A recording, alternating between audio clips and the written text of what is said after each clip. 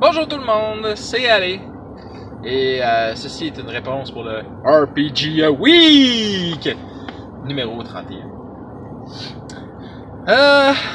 Comment dealez-vous, plutôt comment faites-vous en tant que maître de jeu pour organiser de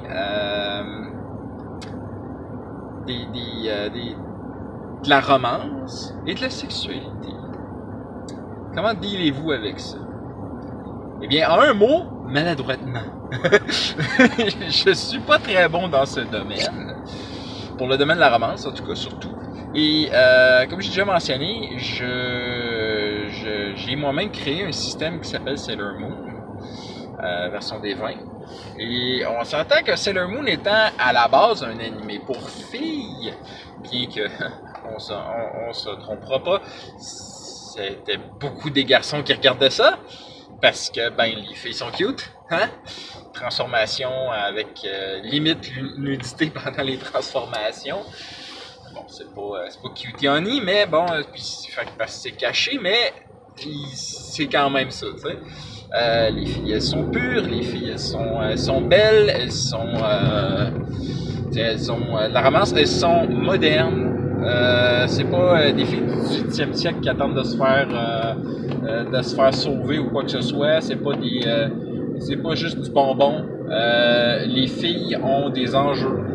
Et ça, c'est quelque chose que j'essaie de mettre. Par contre, la romance, rencontrer quelqu'un, peut-être vouloir sortir avec ou quoi que ce soit, je fais mon possible pour le mettre.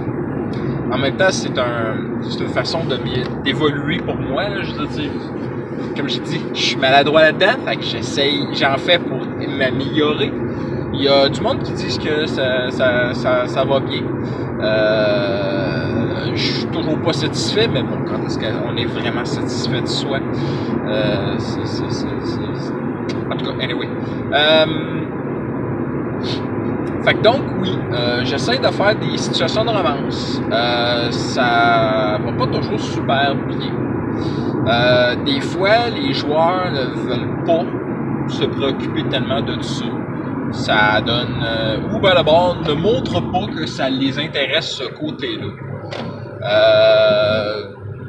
C'est ça qui me fait le plus grincer des dents, parce que dans Star Wars, des fois, j'essaie de mettre des situations, parce que, à part une exception toute récente, tous les personnages sont célibataires, puis le 3/4 des personnages, c'est les filles.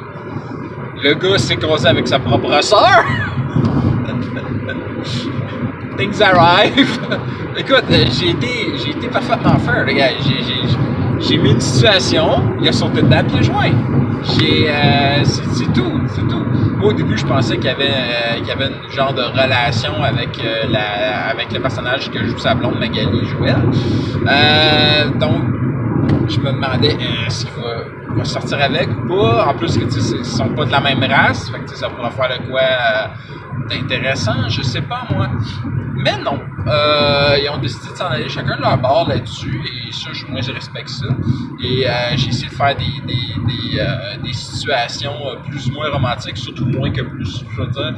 Parce que, genre, il y a eu c'est parce qu'ils ont été dans des bars, des enfants la même. J'ai rarement eu l'occasion de faire une cruise on the fly. Je devrais. Ça va être ma prochaine étape que je vais essayer de faire. Ça va être à voir. J'en ai aucune idée. J'espère réussir à faire ça maintenant.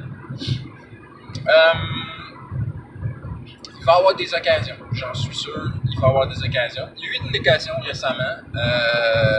Puis, ben, le personnage a décidé de rester neutre par rapport à ça. Puis, j'ai tout à fait respecté ça. Les jeux de la séduction, puis etc. Vu que c'est un jeu, comme j'ai dit, généralement, j'y vais à coup de dé. Je me donne un chiffre en tête qui va être le charisme. Une certaine compétence qui généralement va être la diplomatie. Et rouler jeunesse. Et ça marche ou ça marche pas. Puis quand ça marche pas, ben je me gêne pas pour dire que la personne est maladroite puis il rate son coup. C'est simple de même. C'est genre Ça peut être pour plusieurs situations. Puis quand la personne réussit, puis c'est charmant à l'extrême, je donne quand même le choix au joueur. Le joueur est maître de sa destinée. Alors, si ça l'intéresse, ça l'intéresse. Si ça l'intéresse pas, ça l'intéresse pas. Et ça ira comme ça. Tant pis. On verra comment ça va avancer.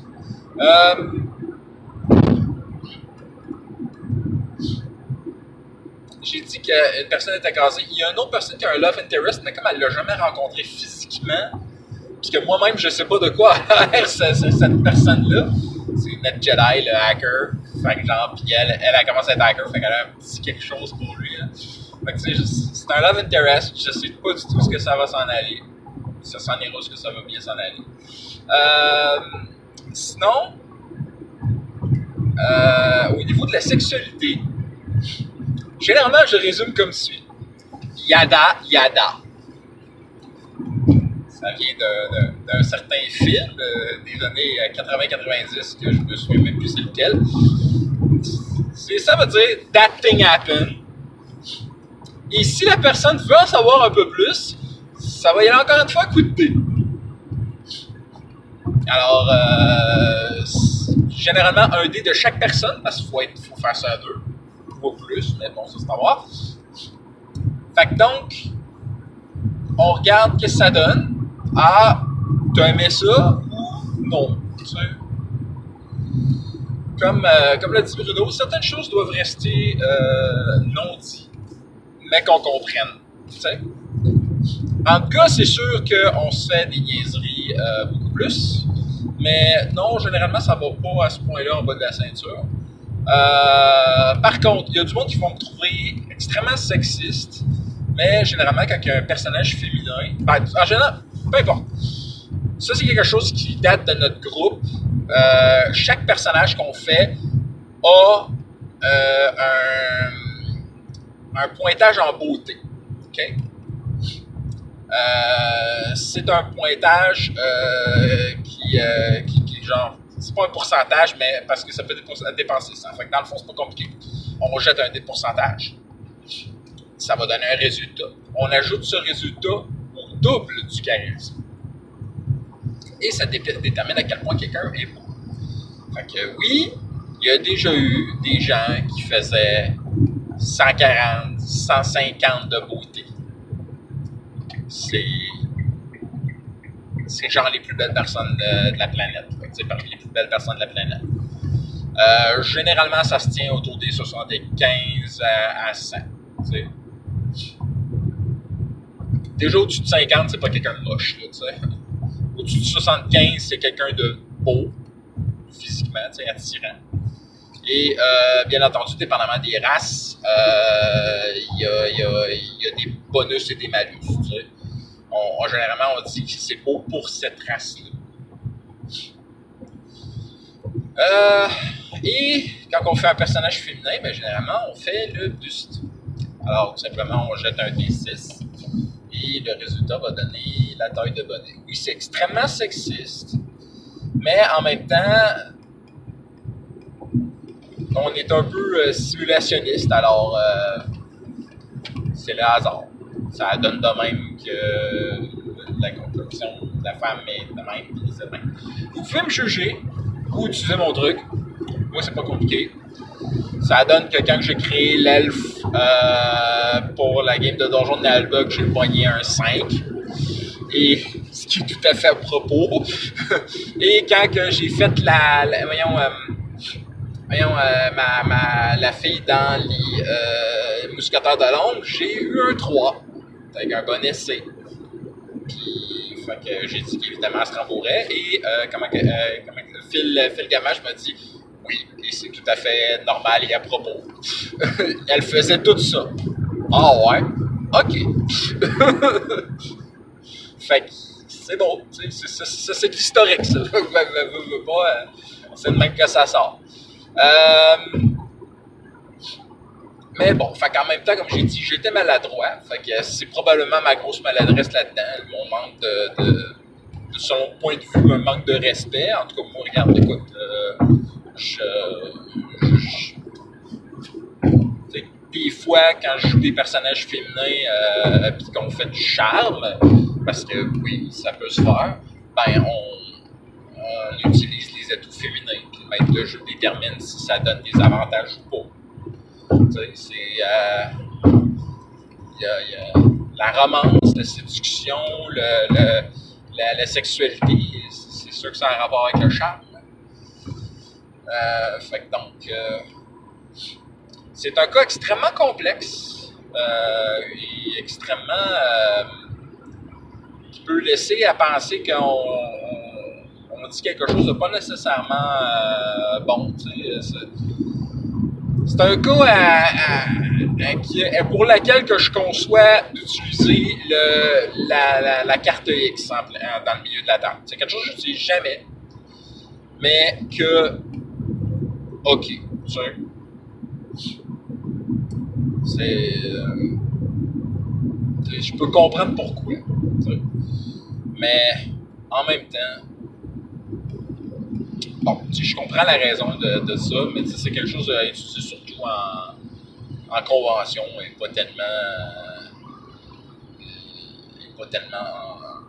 en privé. En privé, quand tu connais tout le monde autour de la table. Plutôt rare qu'on ne connaisse pas tout le monde autour de la table.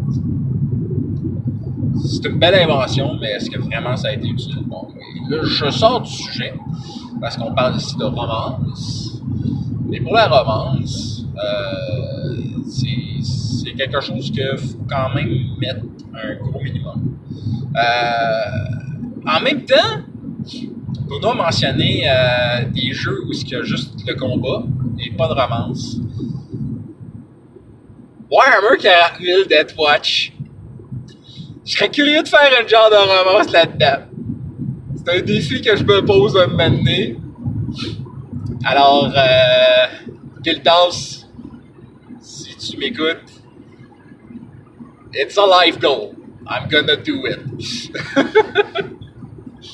Donc, je pense que j'ai pas mal fait le tour du sujet. Il ne me reste plus qu'à vous souhaiter des critiques nombreux et des fumbles rares.